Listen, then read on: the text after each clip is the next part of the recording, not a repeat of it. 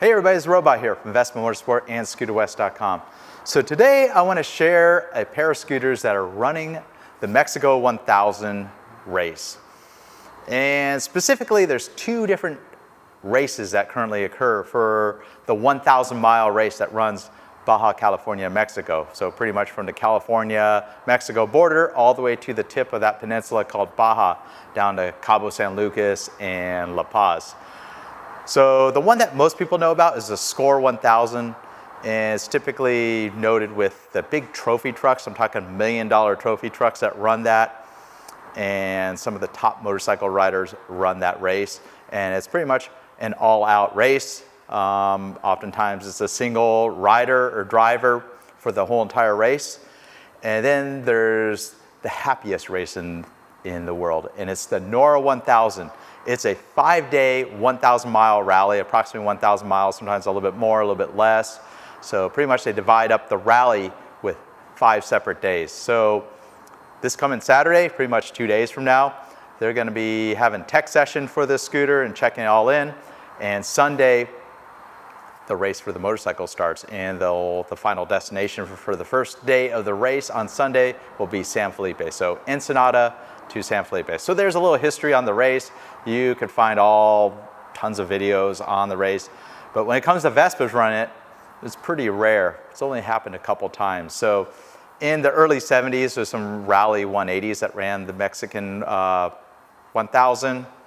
And then in 1994, Piaggio entered the Typhoon, I think it was the 125, that just came out in 1994. They had a team come down and run that race. And there's been a couple other efforts at doing it, but it takes a tremendous amount of organization, a tremendous amount of people and money to run this kind of race. So this is the NORRA 1000.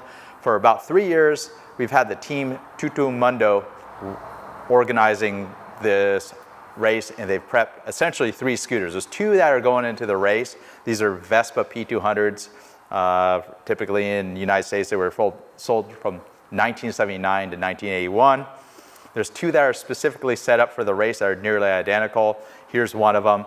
And then they also have a pit bike that was more or less for testing.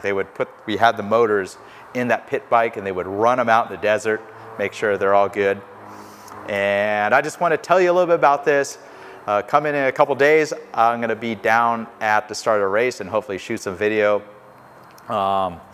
They have about 13 riders lined up to run these scooters, the pair of scooters. They have several chase vehicles, and there's tons of other preparation. I'll kind of go over some of the stuff. For the most part, this is a very stock P200, and I kind of believe in running it stock. Instead of testing all sorts of performance parts, you got to be to a whole different level to, prove and test performance parts and know they're gonna make it through 1,000 miles.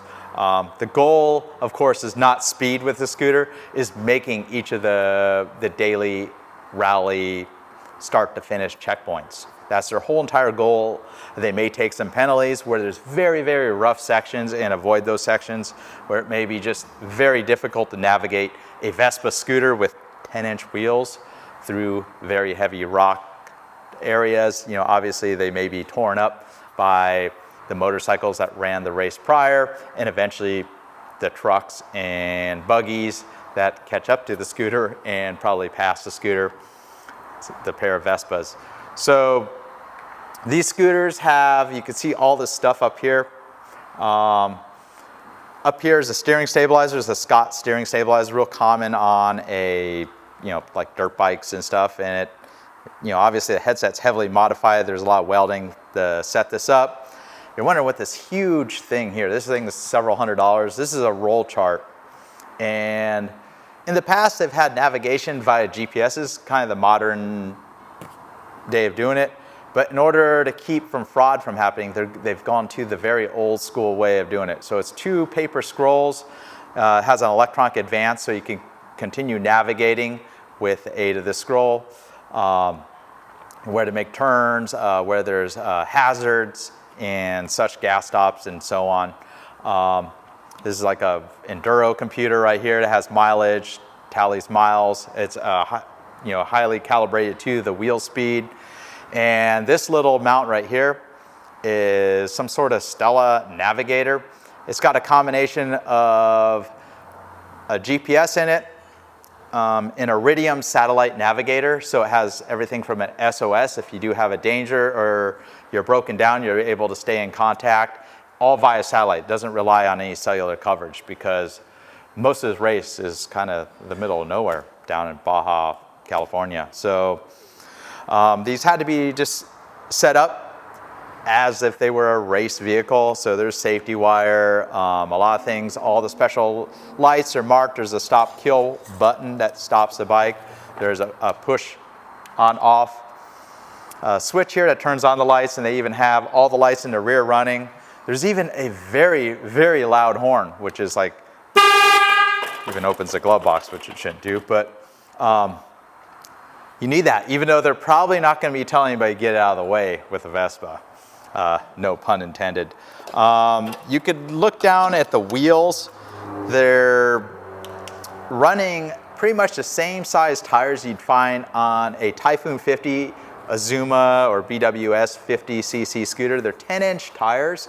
They got pretty much the thick half of the steel rim, both thicker halves of the steel rim mounted, so you get the wider rim. It's got a spacer kit, longer and reinforced studs.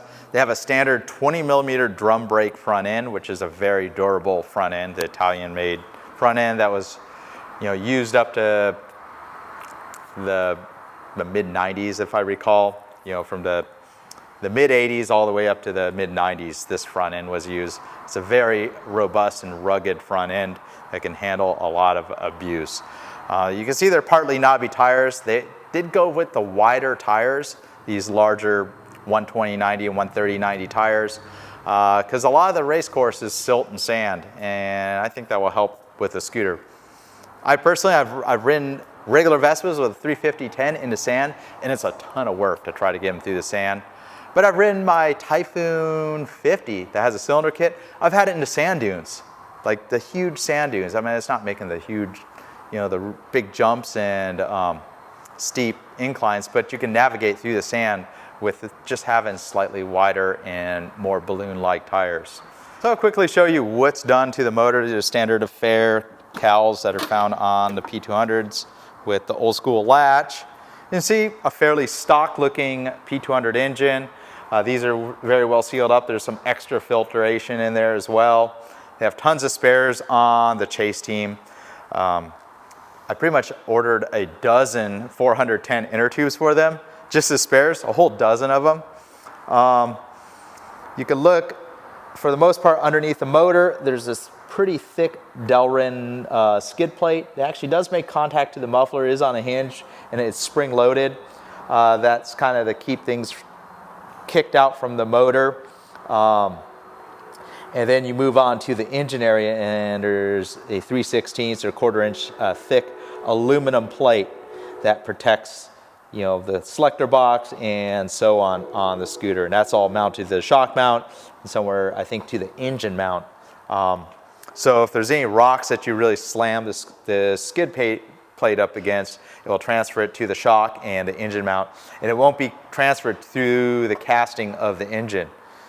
I know firsthand, if you beat on these scooters off-road, you could break the swing arm, you could break the selector box off. It's just an aluminum casting, so it's a little bit fragile, and that's how they've set that up to hopefully keep the engine protected and the muffler and all that. So here's one last one that none of the other motorcycles that are likely on the team racing, that are running the whole entire 1,000-mile race, they probably don't have a spare tire. So it's a little bit skinnier spare tire because you can't quite accommodate that 130/90 or 410 size tire.